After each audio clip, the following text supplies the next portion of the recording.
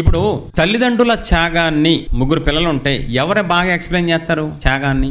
ఎవరైతే అమ్మానాన్ని ప్రేమిస్తారో వాళ్ళు ఎక్స్ప్లెయిన్ చేస్తారు. మా అమ్మ గురించి చెప్తాం. మా అమ్మ పాసి పని చేసి నన్ను చదివించింది. మా అమ్మ తెలుసా ఒక్కోసారి పస్తులుండి నన్ను చదివించింది. ఎవరు చెప్తారు?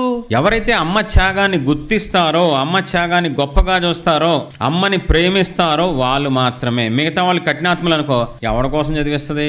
కన్నదిగా చదివిస్తుంది.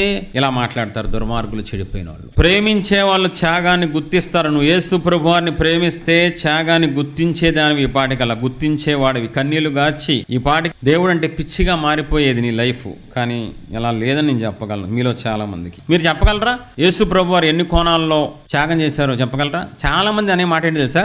3 రోజులే కదండి యేసు ప్రభువారు త్యాగం చేసింది. గుడ్ ఫ్రైడే నాడు తర్వాత 3వ రోజు లెగ్సేశారు.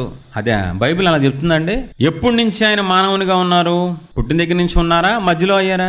అంటే ఎంతకాలం ఉన్నారు మానవునిగా?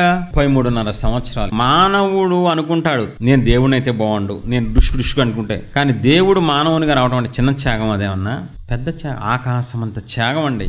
33.5 సంవత్సరాల త్యాగాన్ని మనోళ్ళు 3 రోజులుగా కుదించేశారు. అది ఒక కోణంలో చేశారా? కాదు కాదు కాదు కాదు చాలా కోణాల్లో చేశారు. యేసుప్రభు మానవునిగా వచ్చారు, అదొక త్యాగం. రిక్తునిగా చేసుకున్నారు, దాసుని స్వరూపం చేసుకున్నారు, అదొక త్యాగం. అవమానాలు భరించారు, అదొకటి. నిందలు భరించారు, శ్రమలు భరించారు, కాలి నడకతో నడిచారు. సృష్టికర్త.